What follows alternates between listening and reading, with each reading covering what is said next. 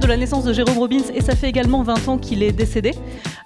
Donc c'est une soirée anniversaire que propose l'Opéra de Paris à la fin du mois et c'est aussi un moment pour, on a pensé, pour évoquer l'homme tout simplement, revenir sur sa trajectoire, revenir aussi sur ses affinités avec l'Opéra de Paris puisqu'il a beaucoup travaillé finalement à Paris et notamment à la fin de sa vie dans les années 1990.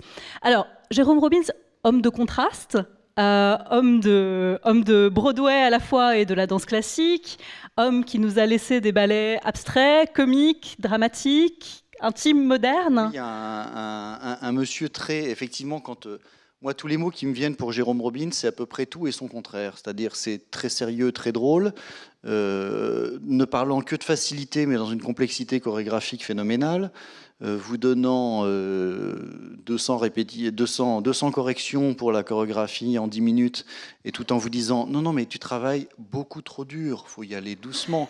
Le maître mot de Jérôme Robbins, c'était « easy ». Et quand on travaille avec lui, c'est tout sauf easy. Alors, quelques mots sur l'homme, peut-être sur sa jeunesse, avant qu'on ne parle de ses créations, parce qu'en fait, il est né Jérôme Rabinowitz, à New York, en 1918. Il va devenir Jérôme Robbins pour cacher aussi ses origines juives, qui à l'époque, bon, les noms de scène étaient fréquents de toute façon, mais par ailleurs, c'était effectivement un problème potentiel pour lui, pour sa carrière. En fait, son père avait immigré de Russie à l'adolescence pour échapper aux violences antisémites en Europe de l'Est. Et donc Jerry, comme tout le monde l'appelait, ou comme tout le monde a continué à l'appeler, peut-être pas toujours. Certains l'appelaient. Par respect, c'était Jérôme. Alors oui, les gens qui vous disent que les gens qui connaissaient très bien Jérôme Robbins l'appelaient Jerry. Moi, je crois que le bonhomme m'a toujours trop impressionné pour que j'ose essayer un Jerry. On va peut-être rester à Jérôme ce soir. Ça restait à Monsieur Robbins et voilà. On va rester alors à Monsieur Robbins. On va rester à Jérôme Robbins. À Robbins pour ce soir. En fait, il a cherché à échapper assez rapidement à la communauté. Il a grandi dans une communauté assez orthodoxe juive. Il a cherché à s'en échapper rapidement. Des parents qu'il voit comme assez peu aimants l'amènent quand même à prendre des cours de musique dont il dit lui-même que ça lui a sauvé la vie, en fait. Il disait « L'art me paraissait être un tunnel, et au bout de ce tunnel, je pouvais voir de la lumière, là où le monde s'ouvrait et m'attendait. » Et en fait, lorsque Robbins se lance dans la danse, son père va s'opposer à cette passion. D'abord, la musique, c'était acceptable pour un jeune garçon à l'époque, la danse un petit peu moins. C'est sa sœur, en fait, Sonia, qui fait de la danse. Et c'est sa sœur qui va aussi lui ouvrir les portes du monde de la danse assez tôt, puisqu'il l'accompagne notamment à ses cours, à ses spectacles. En fait, elle a une courte carrière de danseuse professionnelle pendant l'entre-deux-guerres. Et en fait, par son biais, il découvre aussi le jeune monde de la danse moderne américaine, puisque sa sœur Sonia a dansé notamment avec la fille d'Isadora Duncan, avec Irma Duncan. Absolument, absolument. Alors, je crois qu'ils étaient 6 dans la famille. 6 au total, c'est possible. Donc, et lui et sa sœur, alors il a effectivement la chance d'être éduqué, d'avoir une éducation artistique, le piano, la danse. Et Jérôme Robbins était très doué en tout.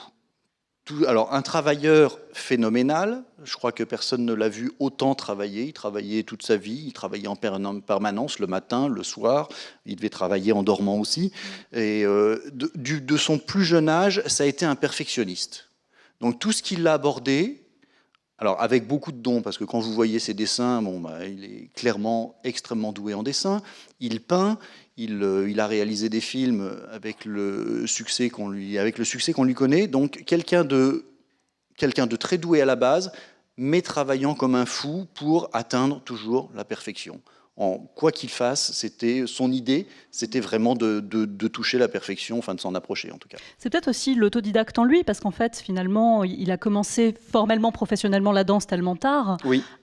Finalement, c'est entre 18 et 20 ans qu'il commence vraiment à travailler avec un chorégraphe et danseur qui s'appelle Gluck Sandor à l'époque, qui va lui conseiller d'étudier la danse classique, mais jusque-là, il n'avait pas pris en fait de cours de danse classique. Non. Donc ça arrive très tard, et à l'époque d'ailleurs, il préfère la danse moderne.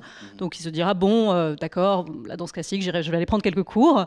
Et c'est la découverte, à l'époque, donc à cet âge-là, d'Alexandra Danilova, une des grandes danseuses russes, qui va ensuite travailler avec Balanchine notamment, sur scène avec les ballets russes, qui l'impressionne tellement qu'il commence à se dire peut-être qu'en fait il y a quelque chose dans cette forme artistique, peut-être que je vais pouvoir en faire quelque chose. Oui, absolument. Ouais. Absolument. Et alors plus tard, il aura dansé, il va danser avec des noms très connus, avec Maria Talchiev notamment. Et, avec Nora Kay, avec Alicia Alonso. Nora Kay, ouais. Et quand il va être extrêmement fier d'être plus tard engagé par Balanchine. Parce qu'il dit lui-même la plupart des gens qui rentraient dans la compagnie venaient de l'école de l'American Ballet, qui était une chose qu'il pour lui n'envisageait même pas, vu le niveau qu'il avait. Oui, parce qu'en fait, il commence par Broadway, avant même de rejoindre une compagnie classique.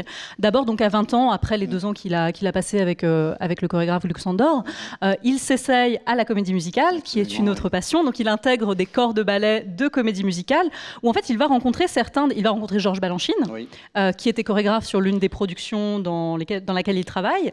Il va rencontrer Alicia Alonso, Nora Kay, qui sont aussi passés par cette formation-là à l'époque, avant, ensuite, en 1940, de rejoindre le Ballet Theatre, qui est l'ancêtre en fait de l'American Ballet Theatre qu'on connaît encore aujourd'hui et qui est une des premières compagnies américaines où travaillent à l'époque Anthony Tudor, Agnès Demille, dont on a vu les œuvres à Paris également.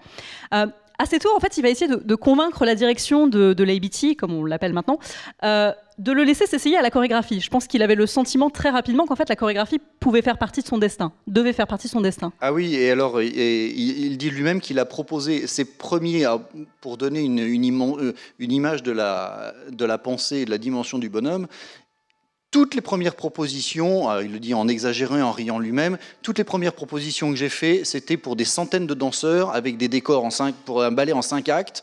Donc voilà, il ne s'essaye pas une petite pièce, il ne dit pas je vais faire une chorégraphie de 20 minutes ou je vais faire une chorégraphie pour un ballet, pour une soirée de ballet mix. C'est non, il propose un énorme truc. Ça va être, alors il va rechorégraphier, je ne sais pas, le Lac des Cygnes ou Anna Karénine.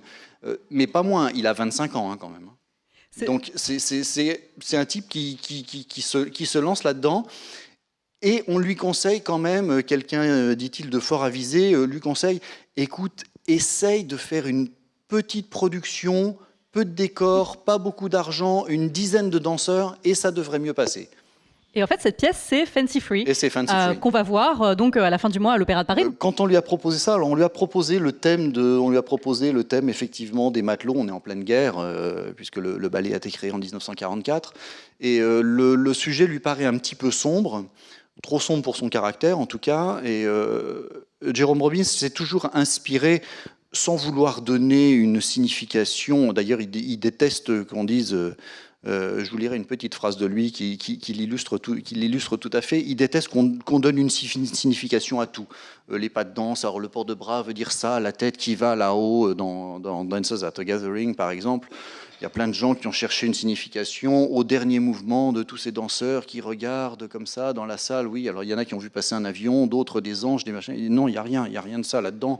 C'est juste un mouvement. Et Jerome Robbins, c'est le mouvement pour le mouvement. Il va jamais... Alors il vous donnera des images, enfin, il vous les donnera avec parcimonie, en général il vous laisse chercher, mais il n'y a pas de signification, de lourdeur, d'histoire, il ne s'encombre pas du tout avec ça. Et Fancy Free, le sujet est simple, 3 matelots, les matelots vont toujours par 3, on est en pleine guerre, ils voient les matelots à New York qui déambulent, ils sont en permission, ils ont 24 heures, pour faire des conquêtes, et ils se retrouvent dans un bar. Voilà, donc un sujet très simple, magnifiquement développé. Alors, du coup, Lionel Delanoë, vous faites répéter à l'heure actuelle Fancy Free. Comment est-ce que les danseurs de l'opéra abordent ce ballet qui est nouveau pour eux et qui est très américain ? Excessivement américain. Il est extrêmement américain avec toute la différence de caractère effectivement entre les Français et les Américains. Donc la gouaille existe des deux côtés, mais elle n'est pas du tout la même. En plus, il faut se resituer un petit peu dans les mœurs de l'époque, dans les rapports hommes-femmes de l'époque, où, même si ça pouvait être peut-être un petit peu léger avec nos marins, il y avait quand même une distinction, une retenue. Donc tout ça, ça a été intégré par Robbins avec 3 caractères très différents. La seule la seule indication qu'ils nous donnent dans Fancy Free pour les garçons, ils viennent de 3 régions très différentes. On a un Californien bronzé, habitué aux conquêtes, tombeur, et les 2 autres, alors bon, il y en a un qui vient, ça pourrait être alors du Kansas, de l'Ohio, on ne sait pas, qui est un peu bené, qui découvre tout comme ça, et un petit qui roule des mécaniques, qui est super costaud et qui fonce en permanence. Donc voilà, ce sont les seules indications qu'on ait, qui ont été données par Jerome Robbins. Donc oui, il faut le rappeler, Jerome Robbins, il a 24 ans quand il crée Fancy Free. Leonard Bernstein a 24 ans également, donc ils sont un tout petit peu jeunes. Alors lui, Leonard Bernstein, il est déjà assistant du chef d'orchestre de l'Orchestre symphonique à New York, donc il a déjà dû donner quelques signes de ses qualités, mais c'est sa première partition pour le ballet. En fait, il n'en a fait que 2 avec Robbins, et après il a décidé de ne plus en faire, tellement Robbins lui imposait de contraintes. C'était pire que Balanchine et Stravinsky. Et ce qui est extraordinaire, c'est de voir que Robbins a envoyé à Bernstein un synopsis du ballet qui est d'un détail absolument faramineux. Il détaille les scènes, c'est en gros, et alors il va falloir qu'il y ait ça, il y a ça. Là, on va avoir un mouvement lent pour 3 mesures, on va avoir 4 mesures de ceci. Alors, les 30 minutes du ballet sont détaillées, et il a fallu que Bernstein s'y tienne. Donc, je vous le dis, il l'a fait 2 fois, puis après, il a dit, je vais faire des trucs plus simples. Après Robbins, c'est passé au compositeur mort. Après Robbins, voilà, oui, Chopin ne râlait pas. Et donc ça a été l'inspiration pour une comédie musicale également, parce qu'en fait Robbins l'a transformé en comédie musicale, en a fait On the Town juste après, aussi avec Bernstein. Voilà. On peut peut-être préparer l'extrait vidéo de Fancy Free en même temps. Est-ce que vous retrouvez du coup une manière de faire proche de la comédie musicale aussi? Qu'est-ce que vous essayez de transmettre aux danseurs de l'opéra dans ce domaine? Oui, il y a absolument tout. Comme dans la musique de Bernstein, on retrouve dans Fancy Free des sonorités, des rythmiques qu'on aura dans l'immense West Side Story, mais tout est là. Tout est là déjà dans la composition. Il a 24 ans, mais il sait déjà exactement, il a son style, il compose avec c'est Bernstein, et on le retrouvera plus tard. Et Robbins, alors Robbins a toujours été l'homme qui n'était pas à sa place de la part des gens qui faisaient de la danse. Alors les classiques disaient toujours, oui, bon, c'est un gars qui vient de Broadway. Et quand il était à Broadway en train de créer des comédies musicales, oui, mais c'est le chorégraphe qui fait de la danse classique. Donc il y a toujours eu cette espèce d'opposition, et lui-même se battant toute sa vie contre les étiquettes, il détestait qu'on puisse dire vous êtes un danseur classique, un danseur contemporain, un danseur de Broadway. Le danseur devait tout savoir faire, et il a justement essayé d'influencer. Il a amené à Broadway on va dire la précision de la danse classique qui n'existait pas à l'époque dans les comédies musicales, où on s'amusait énormément. Il y avait cette énergie pétaradante qu'on a dans Guys and Dolls ou les comédies musicales de cette époque-là. Mais il n'y a pas de danse, il n'y a pas de virtuosité de danse. Alors lui a amené ça à Broadway, et dans toutes les chorégraphies classiques qu'on lui demandait de faire, il amenait ce détachement justement par rapport à la rigidité qu'on pouvait avoir un petit peu dans le ballet classique. Donc finalement, le New York City Ballet a récupéré ce ballet Fancy Free assez rapidement, une fois que Robbins est passé au New York City Ballet. Ça arrive tôt, en fait, en 1948. En fait, il voit un spectacle, une représentation de Symphony in C, à l'époque, et il tombe amoureux de la compagnie. Absolument. Il écrit une lettre à Balanchine pour lui dire, voilà, je veux venir, peu importe quel que soit le rôle que vous voulez me donner comme danseur, chorégraphe, peu importe, répétiteur, tout ce que vous voudrez. etc. Et Balanchine lui répond come on. Voilà. Venez, rejoignez-nous, vous serez bien. Rejoignez-nous. Et Robbins les rejoint donc comme danseur aussi. Il a dansé en fait avec le New York City Ballet. Dès l'année suivante, il est nommé directeur artistique associé, donc très très jeune. Il a déjà un rôle chorégraphique et de direction au sein de la compagnie.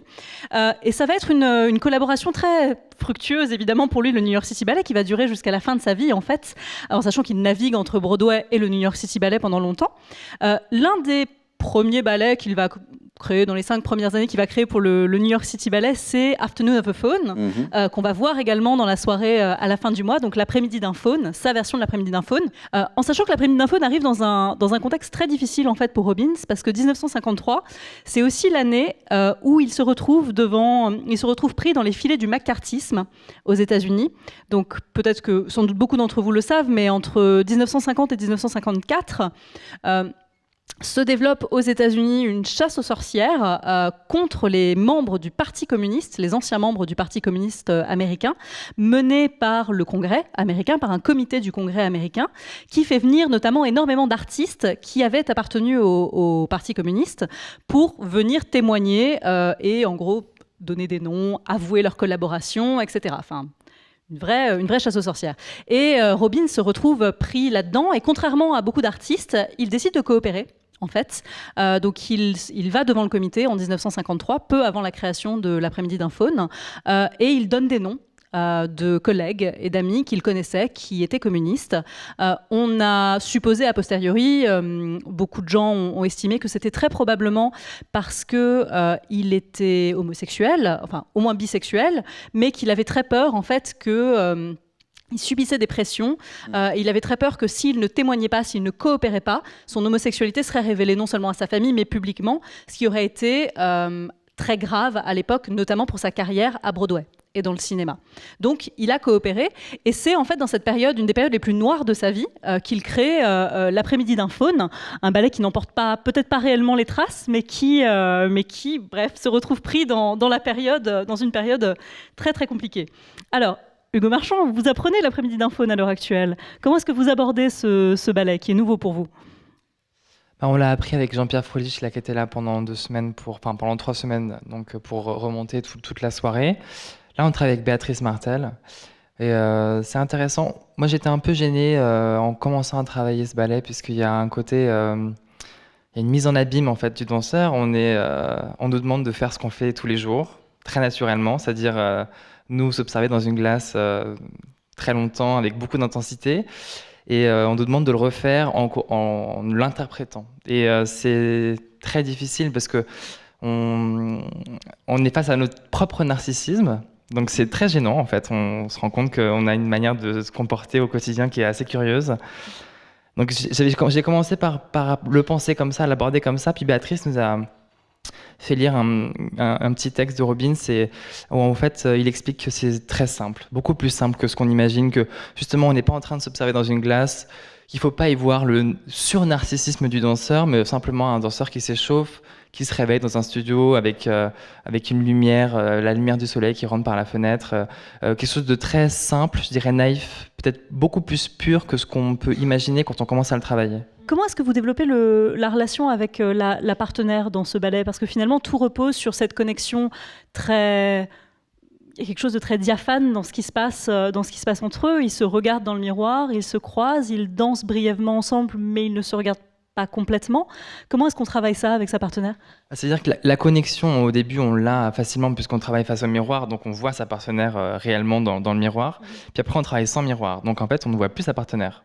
Donc en fait, créer une connexion avec la partenaire est assez complexe puisqu'il y a plein de moments où en fait on doit simplement écouter un timing musical, on doit peut-être avoir un œil très très ouvert sur le côté pour l'observer, juste voir le bout de la main pour essayer de timer en même temps. On a 2-3 moments où on se regarde et les regards sont assez intenses et longs d'ailleurs. Et très vite on retourne vers ce miroir imaginaire. Donc la connexion n'est pas simple à trouver, d'autant plus qu'il y a quelque chose de très naïf, très, très pur, et puis aussi très sexuel quand même, je trouve. Tout ce moment où on se cabre comme un cheval, et après on va lui caresser les cheveux, sentir l'odeur de ses cheveux, il y a quelque chose de très sexuel. Donc il faut trouver un entre-deux entre cette pureté et puis cette grande sensualité qu'il y a dans le pas de...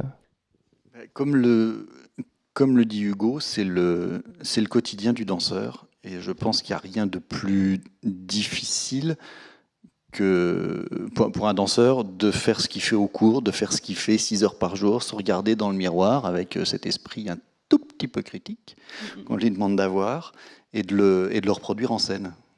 Là, notre rempart, en tant que danseur, je pense que le rempart, il disparaît. Et c'est effectivement une exposition qui doit être bien prenante. Et d'autant plus, donc on l'a pas encore expérimenté sur scène, moi c'est une prise de rôle, mais je pense que pendant le spectacle, être vraiment face au public, qu'on va voir très noir évidemment avec la lumière, parce qu'il n'y aura pas de lumière, mais je pense être aussi frontal avec l'audience. Je pense que ça va être quelque chose de très nouveau. Souvent, on a évidemment beaucoup d'épaulements, on change beaucoup de direction, on bouge, on tourne, donc on n'est jamais aussi très longtemps avec vous. Et je pense que pour la première fois, on va être très longtemps avec vous sans être avec vous, puisque finalement, on va être qu'avec nous-mêmes. Mais je pense que ça va être assez troublant, en fait. Et vous connaissez évidemment tous les deux très bien la version Nijinsky de l'après-midi d'un faune qui est au répertoire de l'opéra. Est-ce que vous voyez une connexion entre les deux ou comment est-ce que vous voulez placer ces versions de l'après-midi d'un faune l'une par rapport à l'autre? Moi, je vois des connexions dans le désir qu'on a pour cette danseuse qui est dans le studio et ce côté très animal, déjà dans le toucher, comment on va appréhender le toucher de la partenaire, ce tout premier porté qu'on a vu là, où la danseuse n'est pas censée plier d'ailleurs, et on doit la porter sans élan, et on doit approcher nos mains comme si on allait toucher un animal qu'on ne connaît pas, qu'on n'a pas dompté. Donc je trouve qu'il y a une très grande sensualité dans le toucher de la partenaire. Et sentir les cheveux, pour moi, je trouve que c'est quelque chose d'extrêmement sensuel. Donc, je trouve que ça se rapproche beaucoup à l'après-midi d'un faune, évidemment, du Nijinsky, avec tout ce côté très animal, très humain aussi. Le moment dont vous parliez tout à l'heure, où effectivement il se relève au moment où elle arrive, qui évoque Oui, ouais, la pause exactement. finale. Et là, ça s'est arrêté juste avant, mais le moment où donc, il enlève ses mains et que la danseuse s'en va, il y a deux moments où ça pourrait représenter une érection ou un désir physique très intense pour la danseuse. Mm-mm. Oui, beaucoup de connexions effectivement dans la chorégraphie et alors un antagonisme assez important puisque la quasi-totalité de la chorégraphie de Nijinsky se passe de profil par rapport au public et que là on est à l'inverse complètement face au public. Donc on a un rapport qui est complètement différent que Robbins a utilisé d'ailleurs effectivement aussi dans d'autres ballets comme Antique Épigraphe où il s'est inspiré des fresques antiques où alors toutes les danseuses sont dans leur costume voilé et toute la chorégraphie est là complètement également aussi de profil. On est dans un rapport totalement différent par rapport au public. Et donc je voulais vous parler, Lionel Delanoë, vous l'avez connu, de la réputation de Robbins d'être... J'ai connu le fouet aussi. Vous avez connu le fouet? J'ai connu le fouet dans Concert, oui, où on maniait le fouet. Oui, c'est tout à fait Robbins. Alors bon, c'est toujours difficile de parler de quelqu'un. Moi, je l'ai connu un peu sur le tard. C'est pas forcément là que les sentiments deviennent meilleurs. Je pense qu'il adorait l'opéra, mais c'était quelqu'un de compliqué. À savoir, comme je vous l'ai dit, il fallait toujours que ça soit facile, ça soit easy. Et il montrait très très peu. Il parlait très très peu, il pouvait très bien parler ou en français ou en anglais, mais de toute façon, il parlait très peu. Il avait une idée extrêmement précise de ce qu'il avait envie que vous fassiez, mais sans vous le dire, et c'était à vous de trouver. Donc c'était souvent non. Non, parce que vous faites ça, et je voudrais ça. Oui, alors on voit pas bien la différence. Et au bout alors pour parler du fouet, il y a une entrée dans le concert où le mari arrive et bon, il veut avoir l'air assez martial avec un petit peu moins de ventre et plus vif que ce qu'il ne l'est. Donc il rentre, il tape du fouet, il fait. Et je peux vous dire que j'ai fait pendant 45 minutes à une répétition. Et alors il vous vide parce que non, c'est trop. Non, ça va pas non plus. Non. Vous devez faire. Et pendant 45 minutes, et là, tout d'un coup, il fait yes. Et après, il faut réussir à le reproduire. Et là, vous vous dites, qu'est-ce que j'ai fait de différent? Pourquoi ça n'a pas été pendant 44 minutes et pourquoi là, c'est bien? Et Robbins, c'est tout à fait ça. Alors, très gentil, un peu agacé par moments, mais très avare de correction. Un mot, deux mots, trois mots, des petites choses. Et, non, vous savez, alors, il s'approchait de vous comme ça. Il bougeait un petit bras, une main. Il y a, comme je le dis à Hugo, quand on travaille, pour moi, Robbins, sont les statuaires grecs en mouvement. C'est-à-dire que le mouvement n'est jamais terminé. On voit très bien où ça va aller. on sait parfaitement où ça va aller, mais il vous laisse toujours le choix de la main est jamais, on va pas être comme dans le ballet classique, une grande arabesque, une couronne, là ça va être pop, pop, pop, dessiné comme ça, les lignes sont très belles chez Robbins, mais il vous laisse toujours un petit, si vous voulez, à la fin, vous pourrez choisir vous-même ça et ça, mais comme c'est déjà assez beau, je passe à autre chose. Mais c'est compliqué, vous n'avez aucun support, pas d'histoire, rien du tout, et voilà, mais moi j'ai beaucoup d'images en fait. Est-ce que vous aussi vous dites non pendant 45 minutes parfois? Non, je peux pas me permettre, non. Non, j'ai ni son talent, ni son intelligence, et puis je sais pas ce qui se passait dans sa tête. Mais non, c'est vrai que, oui, il a laissé un souvenir impérissable. Non, j'essaye de leur rendre la vie un tout petit peu plus facile que ce qu'elle l'a été pour nous. On a la chance de l'avoir connu, mais ça n'a pas été si facile que ça dans le travail. Oui, je veux dire, il a laissé un souvenir impérissable à beaucoup de danseurs. Ses biographies, il y a eu plusieurs biographies en anglais de Robbins, sont remplies de témoignages de danseurs qui ont souffert face à Robbins. Il y a notamment un soliste du New York City Ballet, que je vais vous citer, qui s'appelle Mel Tomlinson, qui a dit à un biographe de Robbins, « Si je vais en enfer, je n'aurai pas peur du diable, parce que j'ai travaillé avec Jérôme Robbins. » Alors c'est peut-être un peu, ça a peut-être été un peu violent. Oui, mais il y a vraiment eu, je pense que de la part de beaucoup de danseurs, alors c'était extraordinaire à côté de ça de travailler avec lui parce que il y avait une ambiance de travail, c'était phénoménal. Enfin moi j'ai le souvenir je n'ai jamais autant travaillé qu'avec lui. Il arrivait, il avait des heures de répétition pendant des semaines, 2 danseurs dans un studio, 2e distribution, vous asseyez, je veux pas vous voir parce que ça me trouble. Extraordinaire. Mais de le voir lui faire travailler, s'arrêter effectivement toutes les 5 secondes, mais ça pouvait être, vous rentrez, vous vous placez, non. Mais j'ai pas bougé. Oui, mais non, ça va encore pas. Donc un culte de la précision du geste, de la perfection. Oui, j'ai jamais autant travaillé qu'avec lui, mais je me suis jamais autant senti prêt en allant en scène aussi. Alors un petit peu vidé, parce que comme je vous dis, lui il savait ce qu'il voulait vous faire, mais il vous le disait pas. Il fallait le trouver. Et à partir du moment où on avait trouvé, c'était oui, bon ça va, allez, hop, vous pouvez y aller. Donc j'ai le souvenir d'être arrivé en scène en ayant tellement travaillé que c'était facile, toute proportion gardée, mais un peu vide parce qu'il n'y avait plus de possibilité d'évolution. En général, quand on travaille, on fait sa première, on a un peu le trac, mais on est galvanisé. La deuxième, ça redescend un peu parce qu'on veut faire la même chose qu'à la première et on n'arrive pas à faire forcément tout faire. Et puis après, on progresse parce qu'on prend de la confiance, on prend de l'habitude et tout. Mais avec Robbins, c'était tellement travaillé, c'était tellement mâché, le truc, le malin. Alors, ce qui était extraordinaire, c'est que quand vous dansiez à plusieurs, on était toc, toc, toc, toc, toc, et on savait que le regard avec machin à l'autre bout de la scène, ça allait se passer à ce moment-là pendant une demi-seconde. Et ça tombait tous les soirs. Alors ça, c'est génial, parce qu'on se dit, je suis en scène chez moi.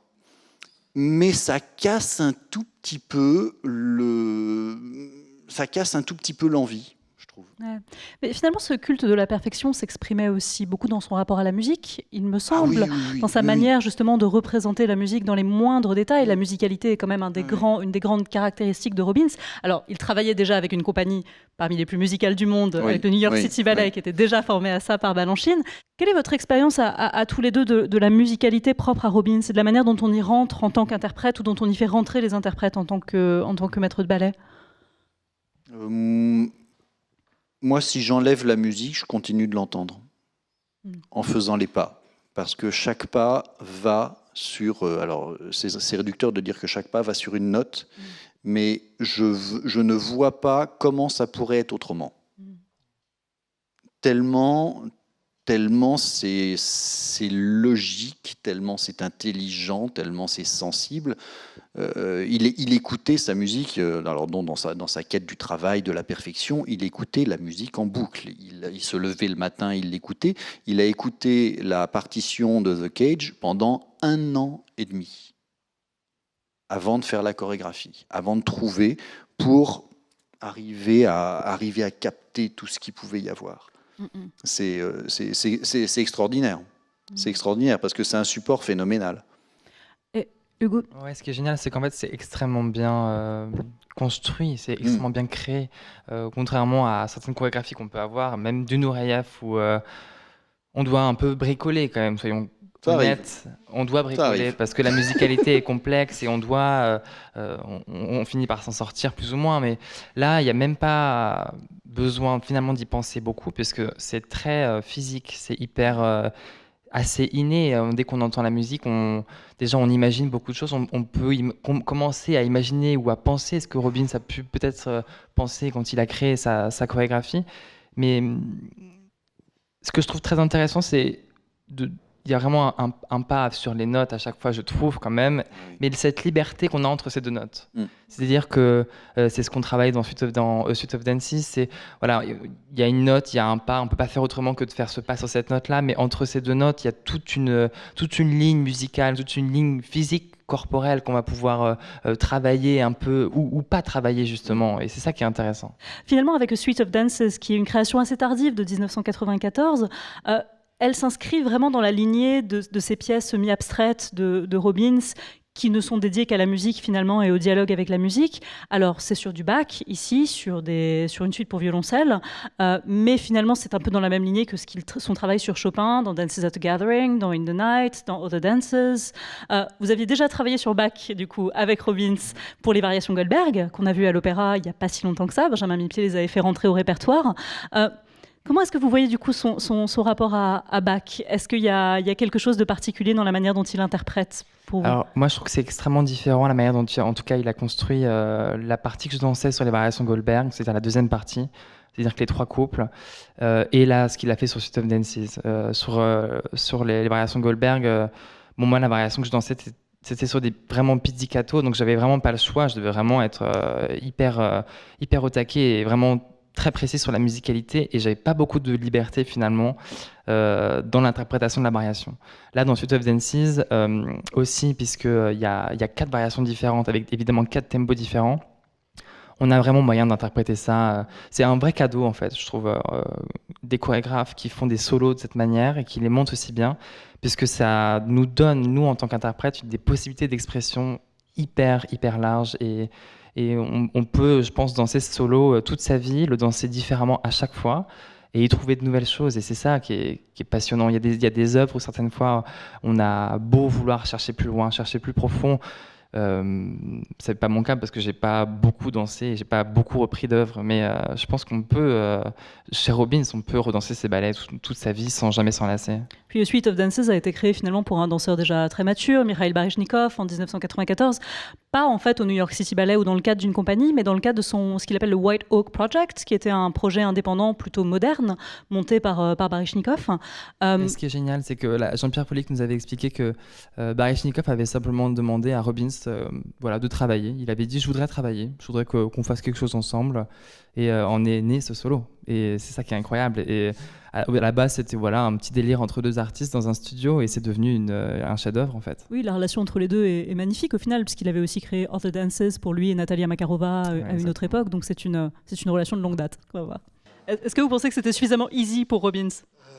Oui, c'était absolument easy parce qu'il y a c'est extrêmement bien dansé, mais il y a cette part de folie. On a l'impression qu'il improvise par moments. Est-ce que finalement, dans Suite of Dances, vous avez l'impression, en le travaillant, qu'il y a aussi un petit peu de la personnalité de Baryshnikov dans ses pas, dans cette création? Ah oui, je pense que Ouais.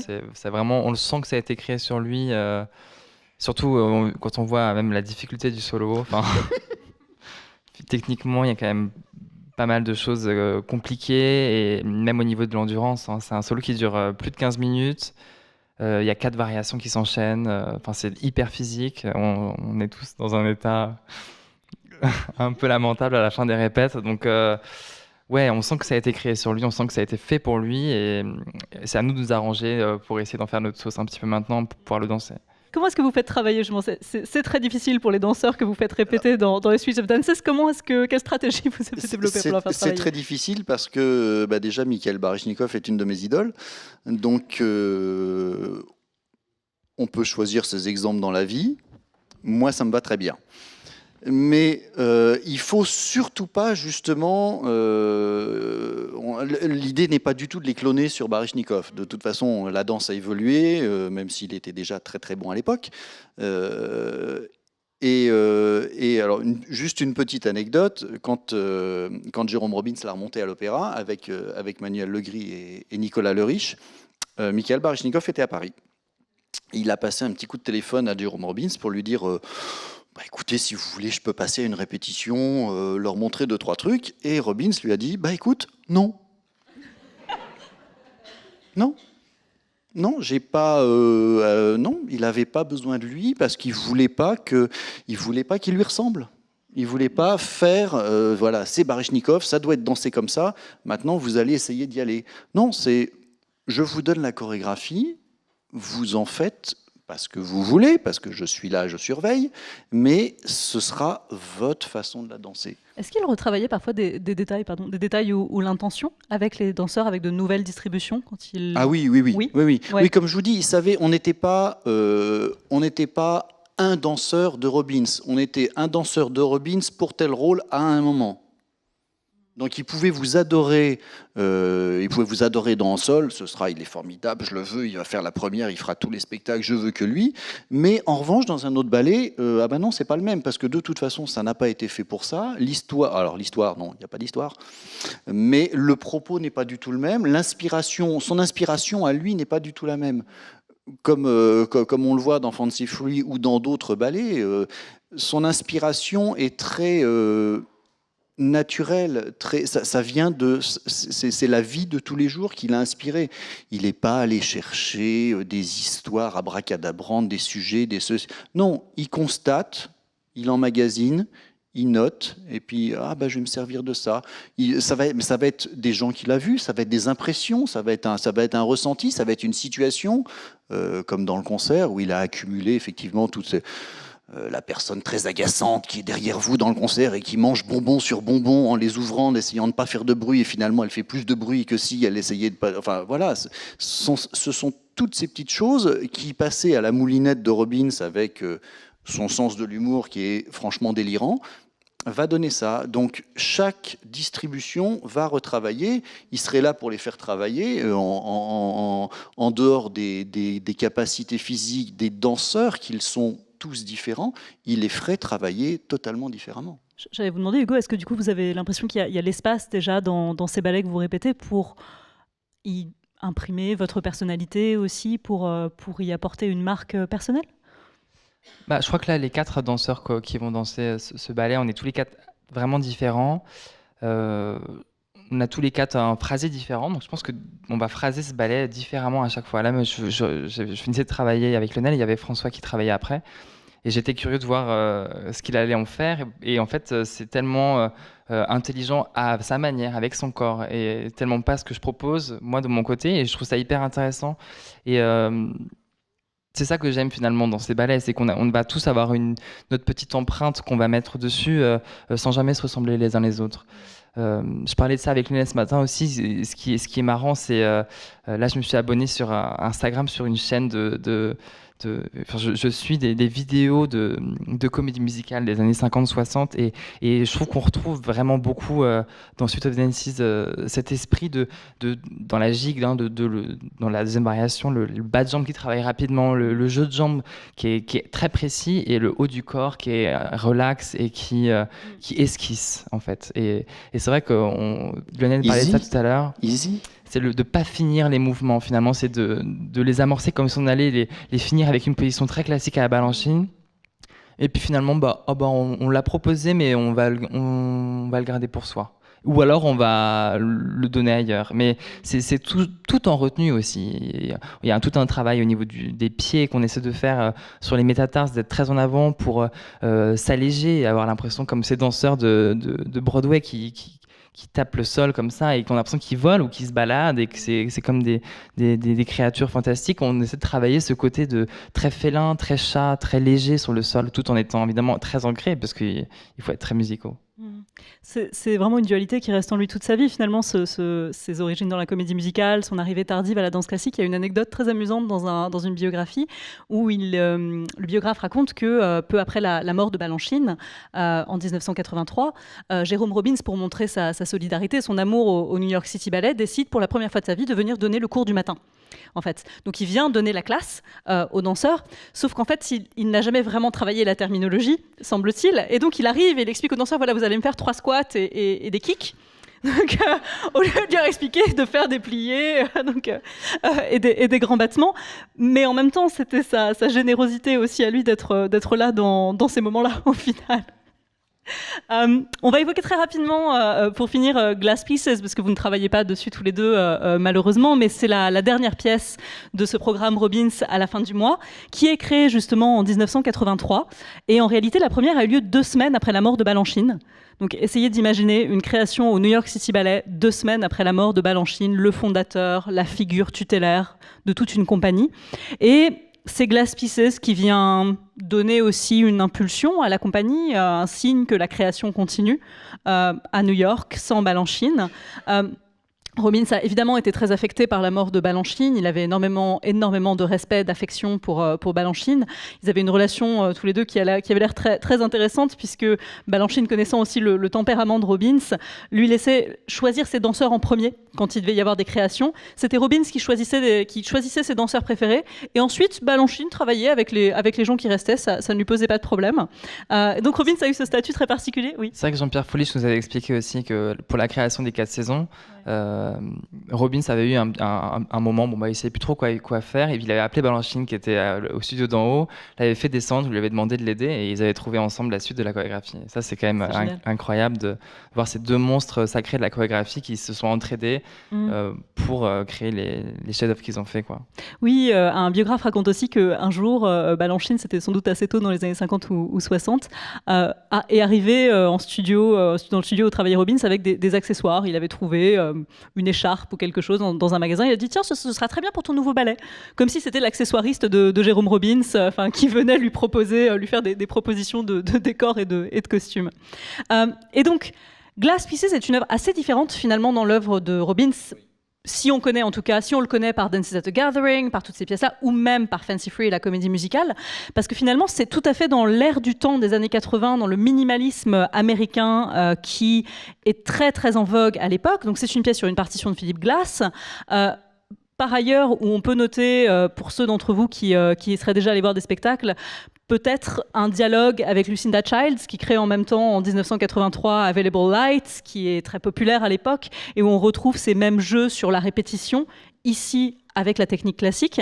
Je ne sais pas si vous avez dansé ce ballet, Lionel Delanoë, au cours de votre carrière, non? Comment est-ce que vous voyez tous les 2 Glass Pieces, si vous l'avez vu en tant que spectateur, dans l'œuvre de Robbins, et là, sur scène, pour les danseurs de l'opéra? On retrouve dans ce premier mouvement, je trouve effectivement cette influence de la rue, puisque c'est une foule qui marche et sans jamais, il n'y a pas d'accident, tout le monde se croise, et en fait, avec les accents musicaux, on s'aperçoit que tout le monde est dirigé par la même petite musique, alors qui est là-haut dans la tête, ou par les événements, puisque cette foule marche, et crac, tout le monde fait le même mouvement, un seul, et hop, la marche du monde reprend. Donc en fait, on peut imaginer lui ce qu'il voyait du haut de sa fenêtre, de voir ces petites fourmis à son 28e étage de son immeuble à Manhattan, et de voir les petites fourmis comme ça qui bougeaient, et puis crac, on s'arrête, et puis alors, tout le monde traverse la rue, et puis ça se croise, et puis on continue, et la vie est comme ça. Mais je le verrai aussi un petit parallèle justement avec In Memory Of, qui était alors là extrêmement complètement dans les nuages, on tutoyait les anges à la fin du ballet malgré la mort de l'héroïne, mais une chorégraphie très légère, très diaphane, très douce, mais avec ce mouvement déjà très répétitif qui existait à l'époque, puisque moi j'ai le souvenir, alors ça je l'ai dansé en revanche en 86, je pense que pendant tout le ballet je n'ai fait que des piquets arabesques. Piquer, marcher, piquer, marcher, piquer, marcher. Et on a travaillé ça pendant des heures en tournant en rond dans le studio. Et ça m'a, quand j'ai vu Glass sous une forme différente chorégraphique, mais ça m'a rappelé ça. C'est fascinant parce que finalement, c'est tard dans la carrière de Balanchine. Il a pas encore 70 ans, mais 65 ans. Et on voit encore son œuvre traversée par des influences nouvelles sans cesse. Oui. Ici, quelque chose qu'il n'aurait jamais fait dans les années 50, parce que ce n'était pas du tout dans l'air du temps, a priori. Quelque chose de très architectural, de très moderne. Je crois que vous avez une citation que vous vouliez rajouter sur Robbins tout à l'heure, mais est-ce qu'on l'a... Déjà, ça se passe à ce moment-là parce qu'il s'inspire du quotidien. Oui. Il ne travaille qu'au quotidien. C'est à une époque où la danse commence à s'en inspirer plus largement aussi, a commencé à le faire. C'est l'époque un petit peu avant, mais il y a eu le Judson Dance Theatre dans le mouvement postmoderne qui se développe, qui commence à montrer que le mouvement du quotidien peut aussi faire l'objet d'une danse. Absolument, en fait. absolument. Et finalement, Robbins le récupère pour le mettre sur pointe. Et puis il était très curieux.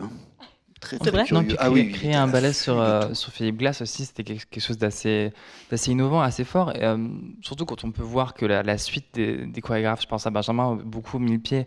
Et puis ces chorégraphes qui sont en même temps que Benjamin ont aussi beaucoup créé sur Philippe Glass. J'ai l'impression qu'il a un peu lancé une dynamique vers cette musique pour inspirer les chorégraphes. C'est intéressant aussi. Oui, tout à fait. Oui, donc un petit mot qui, bon, c'est rien de compliqué, c'est pas une grande phrase, mais c'est une citation où Robbins dit « Vous voyez, je déteste les grandes déclarations sur la danse. Ce qui me préoccupe essentiellement est de travailler, enfin, ce que je pense être mon travail. Je ne veux pas tomber dans des abîmes parlant du talent artistique et surmonter le tout de crème fouettée. Je travaille, seulement au lieu d'être un plombier, je suis chorégraphe. » Donc c'est aussi simple que ça pour lui. Alors bon, c'est l'approche et c'est la base. Hein. C'est un petit peu moins simple pour les danseurs. C'est un petit peu moins simple après dans la réalisation, et puis c'est quand même extrêmement riche. C'est un très beau mot presque de la fin, et on voulait aussi vous laisser un petit peu de temps pour poser vos questions si vous en avez, que ce soit à Lionel Doanoé, à Hugo Marchand sur le travail en cours. Est-ce qu'on a un micro ou est-ce que je crois qu'il y en a un. Il est là-bas. Il arrive, désolé.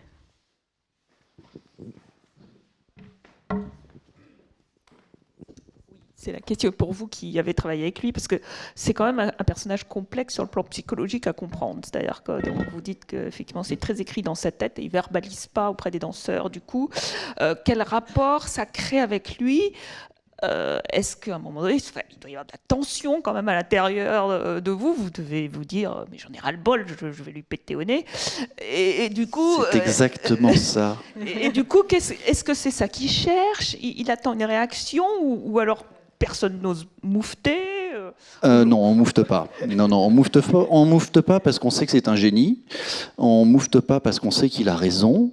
Et lui, c'est exactement, il vous a choisi. Et il avait, alors contrairement à Balanchine, effectivement, il avait dans leurs années de collaboration, quand il faisait des distributions, il était dans une foule de 50 danseurs, il faisait le petit blond là-bas, la grande brune ici, et là, il avait, mais en 3 secondes, il repérait un danseur. Donc il savait exactement, dans les ballets qui étaient déjà créés, ou dans la création, il savait exactement, il avait un type, un format, une vision de ce qu'il allait falloir sortir. Alors il le savait, mais la part intéressante du travail, pour vous en tant qu'interprète, c'était de trouver ce qu'il avait dans la tête. Alors, un petit coup de pouce de temps en temps quand même. Hein. C'était pas du tout quelqu'un de fermé. Il n'était pas assis dans son siège en disant bon bah allez-y. Puis non, il fallait trouver. Il y avait un échange. Enfin, il y avait un apport plutôt qu'un échange, c'est-à-dire que on prenait beaucoup de lui. mais oui, c'est ça. Lui savait exactement à quel point il voulait vous rendre. Et ce qui vous restait à faire dans le temps de préparation du ballet, c'était d'y arriver. Et du coup, est-ce qu'à un moment donné, justement, à force de travailler comme ça avec lui, on arrive à capter ou ça reste un mystère du début à la fin ? Moi, j'ai jamais vraiment capté. J'ai jamais vraiment capté. Pour être assez trivial, je vous dirais qu'il m'a complètement vidé.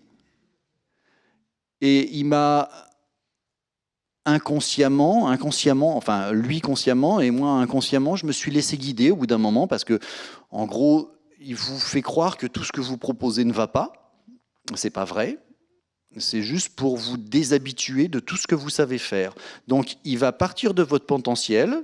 C'est de la terre glaise, c'est super, c'est de l'extrêmement bonne qualité. Enfin, je parle pas de moi, hein, mais c'est une extrêmement bonne qualité. Il sait tout à fait ce qu'il va en faire, mais il veut façonner comme il veut, quand il veut, à son rythme, et il veut que ça donne un résultat escompté. Au début des répétitions, il sait déjà ce que ça va donner à la fin. On a une autre question juste devant, si comme ça. Merci. Du coup, étant donné cette part de mystère qui semble subsister et aussi cette dimension du choix individuel du danseur pour ce qu'il est et pour son potentiel, est-ce que malgré tout, vous cherchez à reproduire ce choix ou est-ce que vous vous donnez la liberté finalement puisque vous ne comprenez non, pas alors je cherche... Je me dis que ça doit se rapprocher d'un type, mais oui, d'un type de danseur. Je me dis que par rapport aux danseurs, aux différentes danseuses qu'il a choisies pour tel ou tel rôle, j'essaye d'entrevoir ce qu'il a voulu faire. Mais bon, comme je vous le dis, il était beaucoup plus réfléchi et sûrement beaucoup plus intelligent que moi. Et donc voilà, j'essaye de me rapprocher de ça, mais je ne peux pas aller plus loin. Mais à contrario, Lionel, vous nous donnez des indications qui sont claires, vous nous montrez beaucoup aussi. Donc on est inspiré et on arrive à visualiser assez rapidement ce qu'on pourrait proposer artistiquement dans l'œuvre. Oui, j'essaye de faciliter la vie. Non, mais ce qui est génial. Mais ce qui peut aussi, nous, en tant que danseurs, on peut perdre aussi en autonomie c'est-à-dire que voilà, le travail du coup est un peu mâché et donc moi on en est ravi d'un côté et d'un autre côté on n'a pas cette galère que vous avez subie avec Robbins et on pourrait nous aussi y penser, pourquoi pas, est-ce qu'on pourrait, nous, cette génération, parce qu'on est cette nouvelle génération de solistes, de devenir plus autonome. Je trouve que c'est un sujet qui est intéressant. Oui, c'est un sujet intéressant. En même temps, ça faisait partie d'un processus qui était, moi, que j'ai pas vécu comme très agréable, notamment, par exemple, pour un ballet comme le concert, je me suis pas amusé du tout. Enfin, tant que Robbins était vivant, je me suis pas amusé du tout. Parce que c'était... alors, il n'y a rien de plus sérieux que de faire rire les gens, parce qu'il faut que ça soit... Son ballet, il est millimétré. Donc, si le cigare est comme ça, oui, pas comme ça, et si on lève le bras jusque-là, ça va pas. Mais c'est cette perfection, encore une fois, qui fait que ça marche. Parce qu'on est tenté, ah oui, on entend la salle qui rit, tac, on va en rajouter un petit coup. Et puis, non, pas du tout. Et là, il tire ça. Moi, je suis fan des comédies musicales. Il tire ça des comédies musicales. Il y a une rigueur dans ce boulot-là qu'on n'a pas chez nous. Chez nous, on demande à l'interprète, on attend justement qu'il amène quelque chose. Dans la comédie musicale, c'est écrit noir sur blanc, on ne sort pas, on va de là à 2 à 4, toc, on lève le bras jusque-là, on danse 7 fois par semaine pendant 1 mois, 2 mois, 3 mois, 6 mois, 1 an. Ça doit être exactement la même chose tous les soirs, avec une énergie folle, hein. Alors tout ça, comme si c'était la première fois, parce que le spectateur, lui, il vient qu'une fois. Il n'a pas à savoir que c'est la 68e et que bon, on commence un petit peu à fatiguer. Donc il y a cette espèce d'exigence et c'est plus tard, j'ai compris effectivement cette exigence du cadrage. Vous venez à la première, à la 12e, à la 20e, vous verrez le même spectacle. Grosse qualité, mais vous verrez exactement la même chose. Est-ce que vous pensez du coup que la disparition de Robbins a changé fondamentalement, étant donné que la méthode de transmission a changé? Est-ce que ça a changé aussi l'interprétation des ballets de Robbins De toute façon, quand vous travaillez avec le chorégraphe, il se passe toujours quelque chose d'autre, en bien ou en mal, hein. Ça peut être plus facile avec ses assistants après. Mais il y aura quelque chose qu'on n'aura jamais vécu. Parce que de toute façon, le chorégraphe, alors qu'il soit un tyran, ou que ça soit Robbins, que ça soit Matzek, il va s'adresser à vous. Il crée sur vous, ou il redonne son ballet, il reprend son ballet avec vous. À tout moment, il peut dire « ça va pas, on va changer ». Alors c'est le grand problème des gens qui font mon travail, c'est jusqu'à quel point on répercute le changement. Dans la Grande Guerre, ah bah oui, mais j'ai vu ça, machin faisait ça, Baryshnikov faisait ça, et truc faisait ça. Bah oui, parce que le chorégraphe, lui, c'est sa chorégraphie. S'il décide de... Bon, ça ne te va pas, je vais changer ça. Là, on met un petit détail comme ça, un petit détail là. Alors, on répercute jusqu'à quel point, nous? Le petit détail qu'il a changé à Peter Martins ou le petit détail qu'il a mis à Baryshnikov? Et Lionel, est-ce que vous sentez, vous, une différence entre votre interprétation des ballets de Robbins que vous avez faite et la nôtre, de par cette transmission qui a été différente? Est-ce que vous avez l'impression que c'est plus ancré en vous, que vous avez plus compris son travail, par rapport à la génération avant moi, de Joshua, de Karl, de... Je dirais pas que je l'ai compris, j'étais obligé de la faire d'une certaine manière. J'étais pas contraint, mais oui, j'ai dansé ces ballets d'une certaine manière. Je peux pas le faire autrement. Et la difficulté, c'est ça, c'est que moi, ce que j'en ai, puis c'est ma traduction, c'est ce que j'ai ressenti, c'est peut-être pas la vérité du tout. Donc, je l'ai dansé comme ça, je le vois comme ça, j'ai les images comme ça, mais je peux pas m'empêcher de penser que lui voulait ça parce que il voulait ce que je faisais parce que c'était moi, mais le même rôle avec toi, ce sera pas la même chose. Donc voilà, j'ai une version de la vie, moi.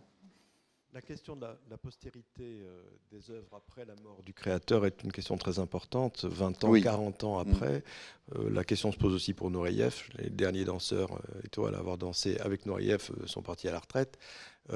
Comment vous vivez ça, vous? Alors qu'on vit encore sur le répertoire de Nureyev, par exemple. Alors on vit, oui, on vit sur le répertoire Nureyev. Alors moi maintenant, je l'aborde.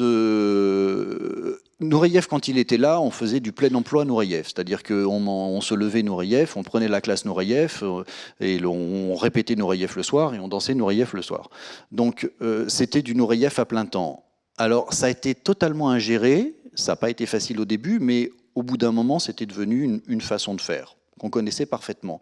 Maintenant, quand je fais travailler des danseurs sur du Nureyev, avec toutes les spécificités qu'il y a, j'essaye de leur faire entrevoir ça comme un style, avec des choses très précises, comme du Lifar. Alors, il y a des choses très précises dans on dit alors le style Lifar, les déhanchés, les bras comme ça, on est de profil, légèrement alangui. J'essaye de leur faire voir ça, de leur faire comprendre le style à travers 2 ou 3 choses qui sont très très claires pour moi, où je sais qu'ils vont arriver à capter rapidement et qu'on va pouvoir égrener comme ça, parsemer sur tout le reste de la chorégraphie. Parce que Nureyev, si on la danse pas avec toutes les contraintes qu'il y a, ça devient déjà beaucoup moins intéressant et c'est encore plus difficile. Bizarrement. C'est très très contraignant, mais si on le fait pas dans son style, là c'est pire. Alors, il y avait encore une question là-bas. Oui.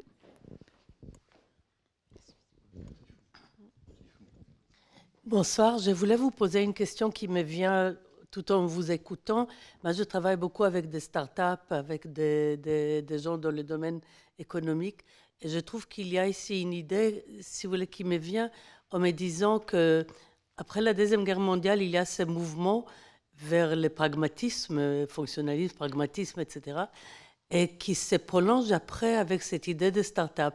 J'ai l'impression, en regardant ce que fait et ce qu'il fait, Robbins, que j'ai vu déjà beaucoup, j'ai cette idée que est-ce qu'il est vraiment un genre de start-upper, voyez, ou est-ce qu'il a une vision? Parce que ce qui manque après la Deuxième Guerre mondiale qu'on voit aujourd'hui, c'est la vision. On n'a pas de vision politique, on n'a pas de vision économique, on n'a pas de vision même artistique. Donc, est-ce que lui, il va juste dans les mouvements et il fait ce qu'il peut faire et il essaye, il expérimente et on voit si ça réussit ou pas? Ou est-ce qu'il a une vision? Alors, je pense qu'il a quand même une vision parce que quand il devient danseur professionnel dans les années 40, justement, il regrette qu'il n'y ait pas de style américain. Toutes les compagnies, alors la compagnie du ballet-théâtre, les professeurs sont russes, donc il y a une excellente école. On donne des chorégraphies qui viennent de Russie. Tout ça est très très marqué et justement, lui, son propos, tout d'un coup, c'est de dire mais attendez, il n'y a pas de style de chorégraphie américaine qui aille avec notre temps, qui aille avec la jeunesse de notre pays, parce que c'est pas un pays qui est très très vieux quand même, les États-Unis. Donc il y a une jeunesse, il y a une façon d'être, il y a une musique américaine. Et c'est pour ça qu'il va commencer très très tôt. Il a cherché, avant de trouver Bernstein pour Fancy Free, il a cherché avec beaucoup de compositeurs, et puis il s'est dit, il faut que je démarre quelque chose. Et il a vraiment, pour moi, il a vraiment initié, alors que ce soit dans la danse classique, à Broadway, il a initié le style américain. Finalement, en ça, il a complété le projet de Balanchine aussi au New York City Ballet en Oui, apportant une autre oui, vision oui, oui, de ce que oui, pouvait être justement absolument. la danse américaine, Absolument. effectivement. Enfin, oui. Parce que même dans ce que faisait Balanchine, ça restait c'était très très marqué avec la danse de la danse russe, la danse soviétique, qui était excellente, mais bon, il a voulu trouver autre chose. Donc il a vraiment tiré tout le monde vers un style américain. Puis en un sens, Balanchine. Pour vous, bon, après la danse française qui est partie après en Russie, avec la danse moderne qui est revenue de Russie, il y a un troisième style qui est le style américain. Oui. Si on veut définir des styles et les cloisonner, ce qui devient de moins en moins vrai. Alors avec ce qu'on va pouvoir regretter pour certains par rapport à l'identité propre, effectivement, des styles. Pour moi, je préfère justement l'apport. J'aime pas rester dans mon coin. Il y avait encore, oui.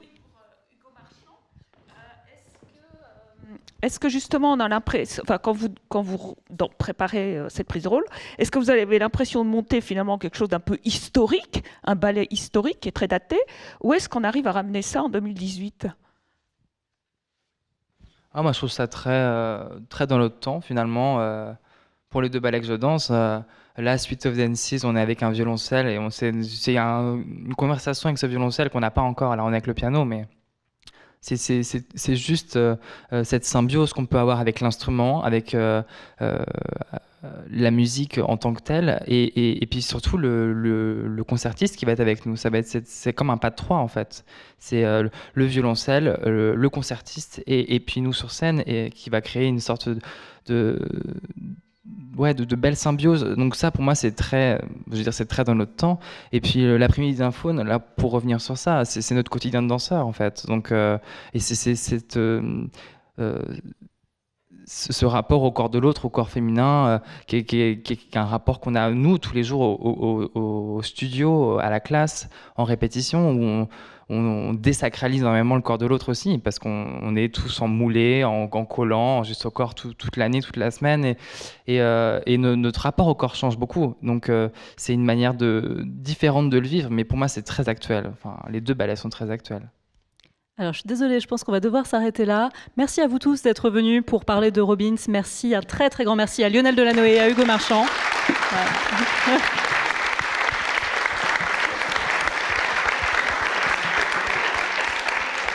Et comme toujours, le verre dehors, un petit buffet, n'hésitez pas à rester pour parler de Robbins.